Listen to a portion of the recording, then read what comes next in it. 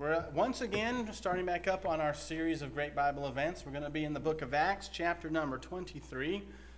Since Brother Earl had been teaching his series in the afternoon, we kind of put my series on hold, which was not a problem, but we might have to go back and remind ourselves of what we've been studying. We are in the book of Acts. Today I've titled the message, Paul's Character Revealed. The last message I taught on this series was past, present, and future. Paul was revealing who he was and what he had become in Christ and what he's going to do with that in his future. But all this happened as he was going to Jerusalem. So we find ourselves in the midst of Paul in Jerusalem. He's been caught up in the temple and taken to trial. And if you've ever testified in court, you might wish that you could have been as sharp as this one policeman was. Let me tell you a little story about an officer who was being cross-examined by a defense attorney during a felony trial. The lawyer, of course, was trying to undermine the policeman's credibility, and he said, "Officer, did you see my client fleeing the scene?" "No, sir, but I subsequently observed a person matching the description of the offender running several blocks away." "Well, officer, who provided this description?" "The officer who responded to the scene provided the description." "A fellow officer provided the description of this so-called offender. Do you trust your fellow officers?" To this, the officer said, "Yes, sir, with my life." The attorney turned back to him and said, "With your life? Let me ask you this then, officer. Do you have a room where you change your clothes in preparation for your daily duties?" "Yes, sir, we do."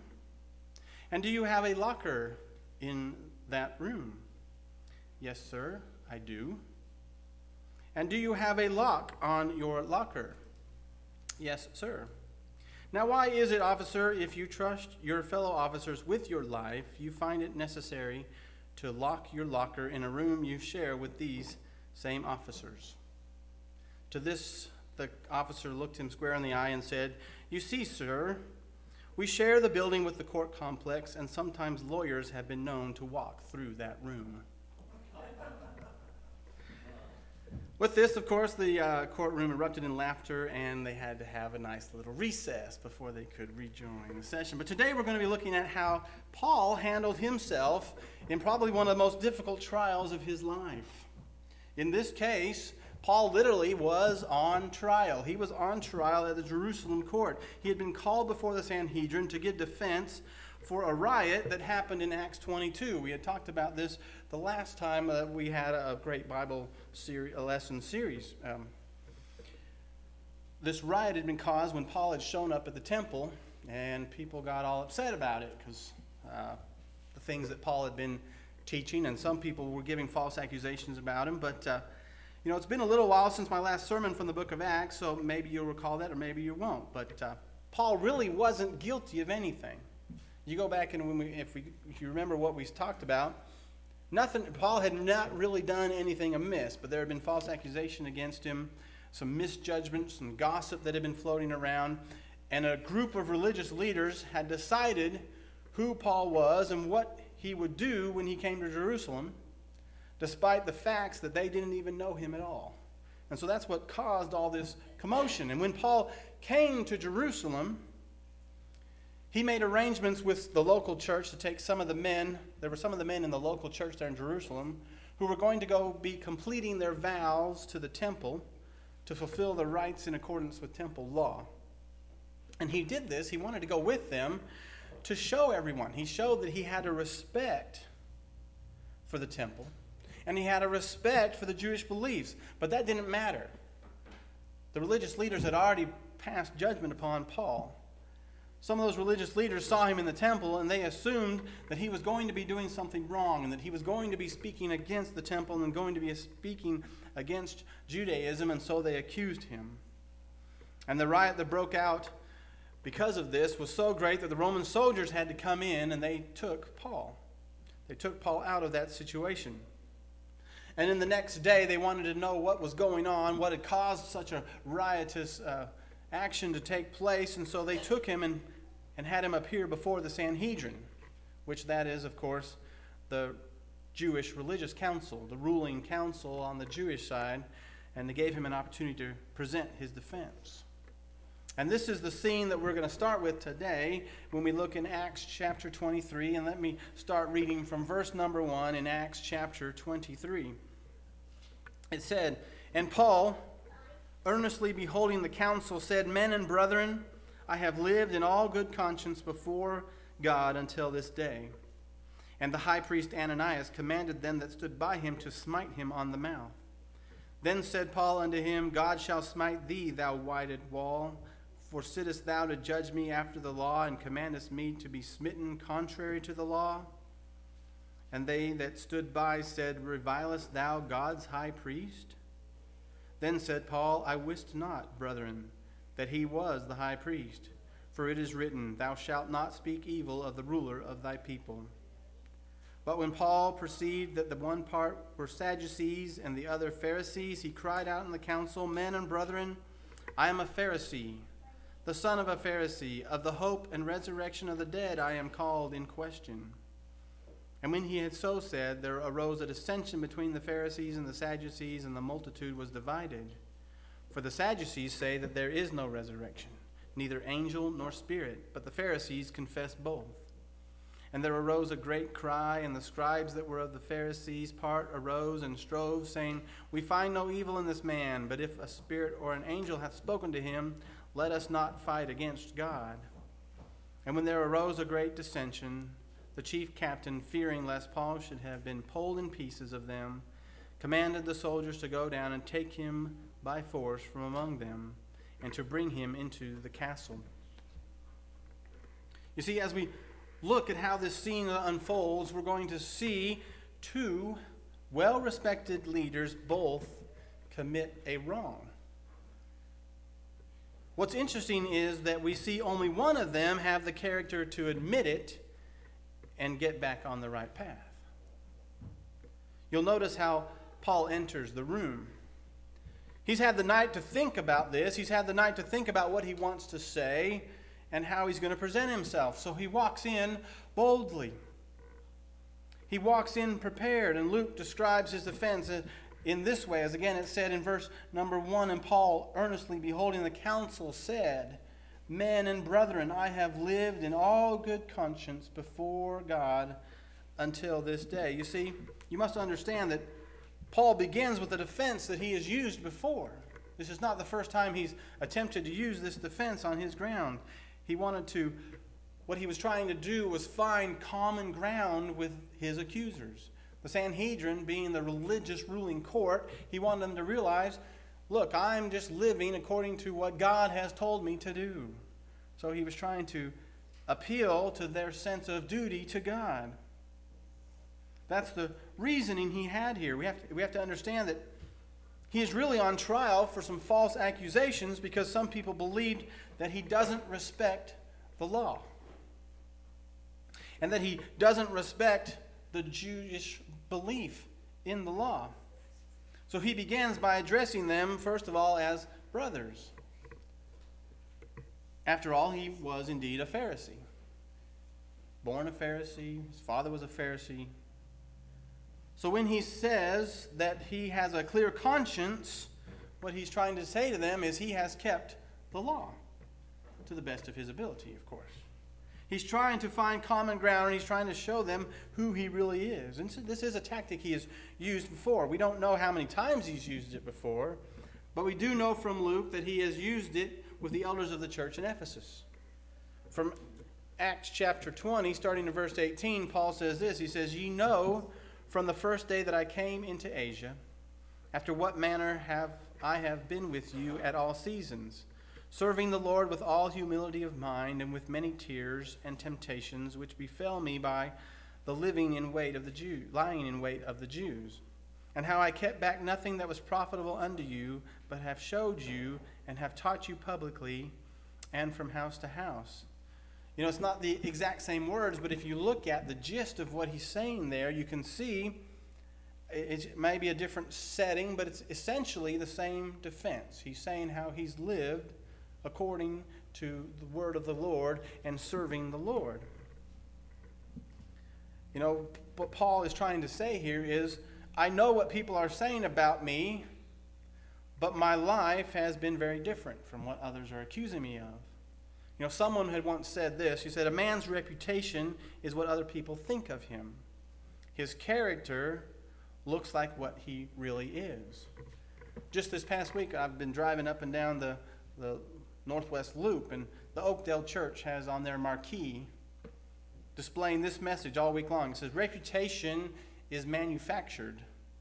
Character is grown. So we see Paul's reputation right now, what's happening to him in Jerusalem, doesn't truly match what his character is. But this defense of Paul in both Acts 20 and 23, he's essentially saying this. He says, I know what people are saying about me, but if you look at my life, then you will know who I really am. Look at what my life says about me. It's an appeal that he will use later in some of his letters as he asks people to look at his life. And it was an argument that was evidently most effective for him elsewhere, but it didn't seem to work in this situation here in Jerusalem. Look again at verse number 2, and it says, and the high priest Ananias commanded them that stood by him to smite him on the mouth. You know, when we hear those words, we know automatically that this was an offensive act. To smite him on the mouth. Basically, Paul came in all bold, ready to defend himself. He started to speak his defense. And Ananias just said, just backhand him across the mouth and make him shut up, is basically what Ananias was saying. Ananias was saying, I don't want to hear any words coming out of this man's mouth. Paul, by having Paul struck, the high priest was first of all punishing Paul for what he had just said. In one move, the high priest dismissed Paul's defense out of hand, and in so doing, he broke the Jewish law. See, this strike upon Paul was an act of judgment. The high priest was punishing Paul, and it was a move to make him stop what he was saying. Basically, Ananias was saying that Paul's defense was wrong, Paul's defense was inappropriate, and Paul's defense was a lie. We're not sure exactly what he meant, but one of those things. What we are sure of is that the high priest essentially tipped his hand into the matter that was before him. It wasn't going to matter what Paul was going to say. It wasn't going to matter what Paul's defense was. The high priest had already decided on the matter. He didn't want to listen to any arguments. He was already assured in his mind of Paul's guilt. But that was the problem. You see, this was a trial after all. And during a trial, you're supposed to be given the presumption of innocence until proven guilty. You know, you have to grant the fact that this trial was because the Roman commander was actually trying to find out what Paul had done wrong. The Roman commander brought Paul before the Sanhedrin. The Sanhedrin had already made up their mind, but it was nonetheless a trial. And the burden of proof was still upon these religious leaders who were accusing Paul to prove that he had done something wrong. But by pronouncing a punishment before there was a verdict, even in this case, just a partial punishment before there was a verdict, the high priest was indeed breaking the Jewish law. You know, inside his heart, he may not have had any problems with it because he was certain of Paul's guilt, and he knew that to him this trial was simply a formality, but yet it was still in contrary to Jewish law for him to have the man struck in such a manner.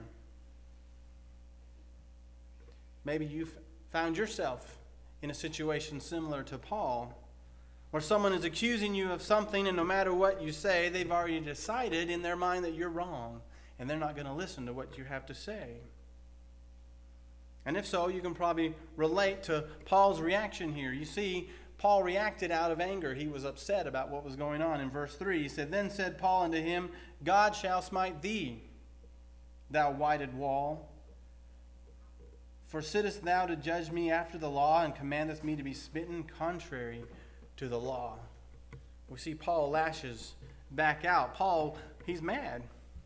He calls them a whitewashed wall. You see, if you read the New Testament, you'll understand what that phrase means. It's a picture of a wall of a tomb that has been painted white to look clean, even though it's actually considered very unclean in the Jewish law, but it's yet made to look clean. Some people would paint ashes on these tombs to warn people that it is unclean despite its appearance. So here we see in an emphatic and picturesque way that he's basically calling him a hypocrite. You're trying to look clean on one side, but you're unclean on the other. Basically, he's calling him a hypocrite. Paul is basically saying, how dare you accuse me of breaking the law, and then you go ahead and break the law yourself.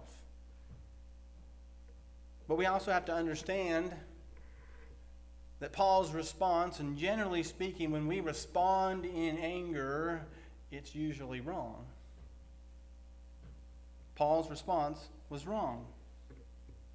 There's several thoughts on why Paul responded the way that he did, if you read the different commentaries on this section of Scripture. And whichever is true, whichever reasonings that Paul may have had, it was still inappropriate for him to respond in such a way. There's been a lot of speculation about why Paul said what he did, to who he did. Some people think that maybe Paul's eyesight was poor, so he didn't see who gave the order. Some people think that because Paul had been gone from Jerusalem for so long, you see, he's been on missionary journeys for years now, that he didn't know who had ordered him to be struck. Others say that Paul was trying to use irony as part of his defense. And there's also the thought that Paul didn't think about who he was talking to. He simply just reacted to the situation he found himself in. But the bottom line is, we don't know why Paul said what he said. We just know that he was wrong. So here we have two wrongs by two religious leaders. The high priest was wrong, and Paul was wrong. A lot of wrongness in a trial that in and of itself is wrong. The accusations were untrue. The trial itself was just a great injustice to Paul. So given the background of these events, this might be an unexpected result. I mean, Paul did everything he could to avoid the confrontation, but they falsely accused him anyway. Paul tried to share with them what Jesus had done, and they beat him for it. The next day, he's called in for the trial. He's unjustly punched, but more than that, the message communicated was that we've already found you guilty, even though we don't really even know you. And bundle all that with this thought in Paul's mind. You know, Paul had carried a burden for these people throughout his ministry and throughout his missionary journeys, and now he was finally able to come to Jerusalem to preach to them, and he's being shut down. He's being stopped. Can you imagine in Paul's mind how frustrating that would be for Paul? He's wanted for so long to come preach to those in Jerusalem. He ached for the salvation of the Jews, and he's being shut up. His message is being stopped. And then we look at Paul and see how he reacts and how he backs down. And I know it may not be as much for some of you ladies, but some of you teenage boys, think about it when you feel wronged, how hard it is for you to back down and to calm down, and what control it might have taken for Paul at that moment. Paul's reaction was to give a proper response despite the wrongs that had been done to him. He's been lied about, arrested, and silenced out of hand from simply sharing the gospel, and he responds by saying, basically, he says, I did not realize who he was. I didn't realize to whom I was speaking. And then he gives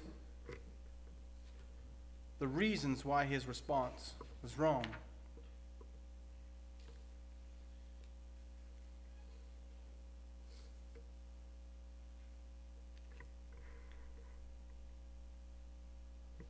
We look in verses 4 and 5, when it said, And they that stood by said, Revilest thou God's high priest?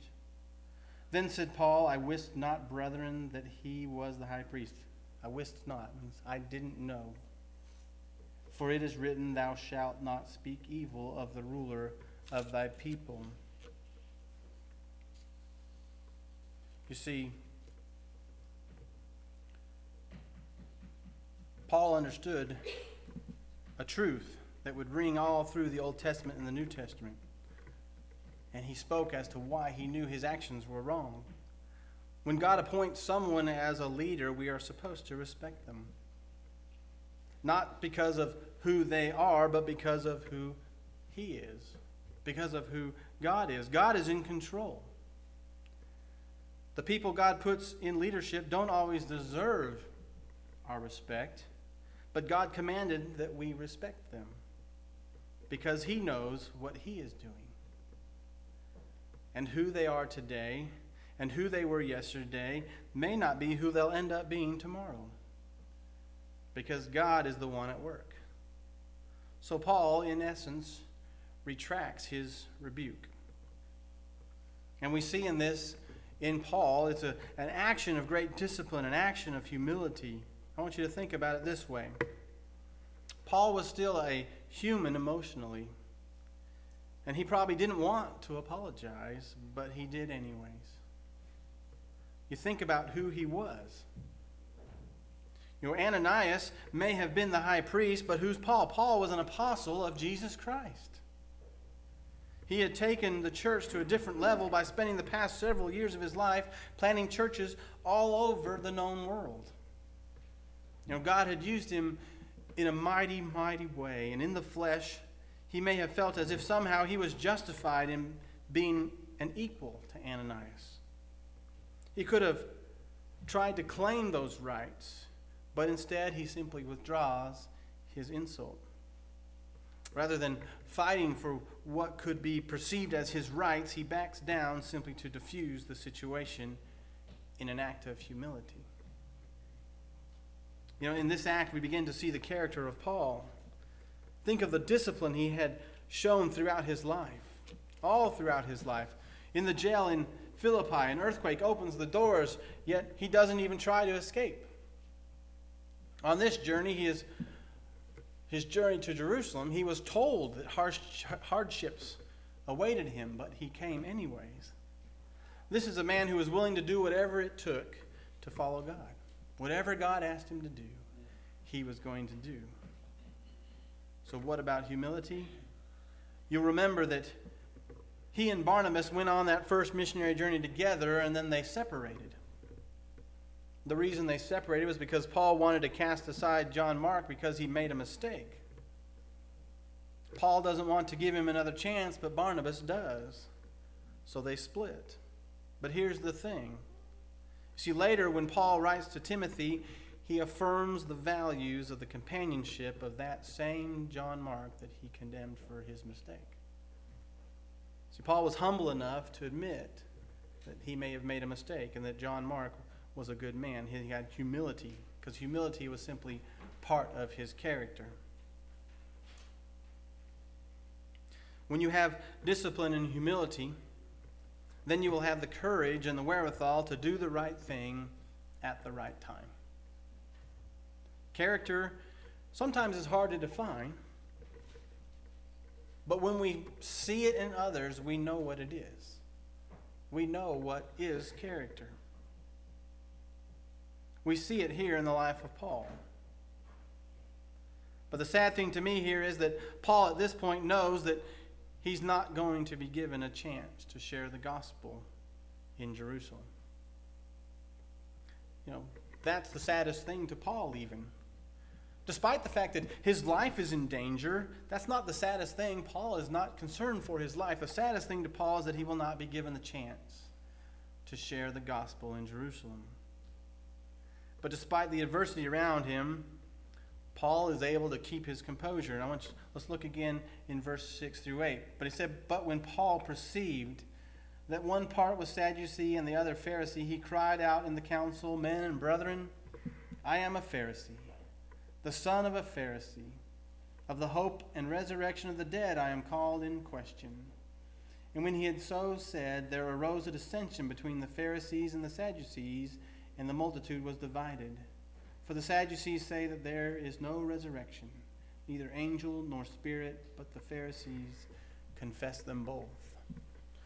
See, I've always found it easy to remember about the difference between the Sadducees and the Pharisees. My dad used to tell me a little riddle, saying the Sadducees are sad, you see, because they do not believe in the resurrection. So the Sadducees do not believe. So Paul used that. It was a brilliant tactic of Paul. It's even the same one that Jesus had used before, to get the Pharisees and the Sadducees to simply disagree with one another. But you look at it and you think about it, and Paul didn't even lie about it. It wasn't some trickery he was using. You know, Paul was out there preaching Jesus Christ, but you cannot preach Jesus Christ without preaching the resurrection of the dead. So that's why he states that of the resurrection of the dead am I called into question. That was the part of the center of his message. When you teach Jesus Christ, you have to teach the resurrection. Faith in Jesus Christ gives us that hope of resurrection. So when Paul realized that this trial was simply a sham, when he realized that the Sanhedrin court had already pretty much passed judgment upon him, when he realized that his life was in danger, he didn't panic. He merely turned to an issue that he knew would distract them and provided him with a way out. See, that's another part of his character. Paul shows a lot of grace under pressure. When the going got tough, Paul was able to still respond in appropriate and intelligent ways. It got Paul out of the situation, but it didn't come without a cost. You know, Luke says that the riot that broke out was so violent that the soldiers had to intervene because they were afraid that Paul would be torn into pieces. Paul was in the middle of this riot that probably wasn't the safest place for him to be at the moment. But the soldiers came in and took him out of that, and they placed him in their barracks, and there he sits. Imagine yourself in Paul's shoes, perhaps feeling defeated. His mission to Jerusalem to preach the gospel appeared to be a failure. No one was going to listen to his testimony. The defense that he had spent the night before planning, when he tried to deliver it, he got slapped in the face before he could even deliver it. You got to understand, he might have felt some moments of defeat. But as he sat there, as he felt these different feelings, God does what he always does when we place our trust in him. Just when things seem to be the blackest, just when we don't know what to do next, he shows up. Oh, when God shows up, he doesn't necessarily get us out of the situation, but he lets us know that he is there if we're willing to listen to his voice. Look at what it says in verse 11. It says, "And the night following, the Lord stood by him and said, 'Be of good cheer, Paul, for as thou hast testified of me in Jerusalem, so must thou bear witness also at Rome.'" See, this is another aspect of Paul's character that we see in this story. He was willing to follow God's path and not his own. Paul was a Pharisee. So was his father.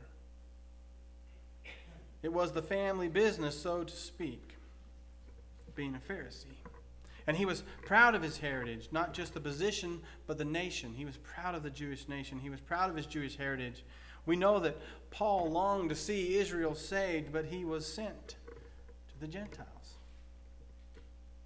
Every time you read Paul's calling of God, he was sent to the Gentiles. So here's God's reminding him, the place for you to be and to preach is not Jerusalem. I have somewhere else for you to go. In the midst of him being rejected by his own people, God comes to him, and God doesn't say to Paul, he doesn't say, "Paul, I'm giving you what you want. Tomorrow the people will listen to you." God didn't say that. God doesn't always give us what we want. But God says to Paul, he says, "You must also testify in Rome." He says to Paul, he says, "Your trip here is over. You're done here. I have somewhere else for you to go." And I want you to notice what we don't see from Paul, that also speaks of his character. We don't have any kind of response at all. We don't see any kind of argument. You can go many times in Old Testament Scripture and see where God calls men to certain places, and those men say, God, I don't want to go. We don't see that from Paul.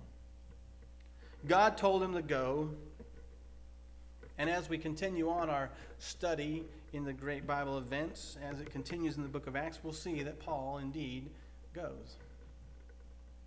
He put God's plan first. And then we see a final character trait from Paul. We see that he has the courage to carry on. At this point in the story of Paul's life, his life is on the line through both legal and illegal means. You look in verse 12 and it says, "And when it was day, certain of the Jews banded together and bound themselves under a curse, saying that they would neither eat nor drink till they had killed Paul." See, Paul's life was on the line. They were basically saying, if we can't find him guilty and sentence him to death, then we'll simply just murder him in the streets. I think at this point, most people would just look for a way out. Maybe they might be willing to compromise their message, but we're not going to see that from Paul. As we continue to study about Paul's life and these great Bible events, we're going to see that he just keeps on preaching the gospel as ever before. And that takes courage. That takes faith. I still don't think that the religious leaders really understood who they were dealing with. You see, when these same religious leaders had killed Jesus, they thought that would silence him, that his message would die with him. But then he rose from the dead and began to speak to people. See, again, here they were threatening Paul with death. Maybe they thought they could intimidate him. But they didn't intimidate him at all, because Paul knew he followed the one who conquered the grave. Why are Christians willing to come to church on Sundays, and why are we willing to dedicate our lives to the service of a man who died 2,000 years ago? Well, the answer to that is very simple. It's because we know him. Like Paul, we know that he is alive and well. And because of that, when a person places their faith in him, then that person also gets to live forever. Paul understood that our time here on earth was to tell people about Jesus. And when this time is over, then we get to go and be with him forever. That is our reward and our deliverance. And that is what we see in the life of Paul. And what we need to understand about our own lives. I want you to notice this. It says, God doesn't deliver Paul from this trial, but he goes with Paul through the trial. God doesn't open the prison doors and let Paul walk out. Paul's still in prison at this moment. God doesn't calm down the religious leaders. They still want to kill Paul, but God is still with them through the road ahead. And that same promise is there for both you and me. God's the only one who knows what the road holds before us. And if you'll give your life to him, he will walk with you down that road through all of your life. He will give you the strength to endure whatever it is that comes your way. He will give you a hope for the future. And in this life, he will work within you to use the events of your life. Both the good and the bad. He'll use them in your life for something to shape you into the person that he wants you to be. And hopefully, that's the person that you want to be. You see, God took a Pharisee named Saul, who was as judgmental as those very religious leaders that he now faced, and he turned him into this apostle of great character. And if you will yield your life to Jesus Christ, he will do the same for you. Let's stand and let's be dismissed in a word of prayer.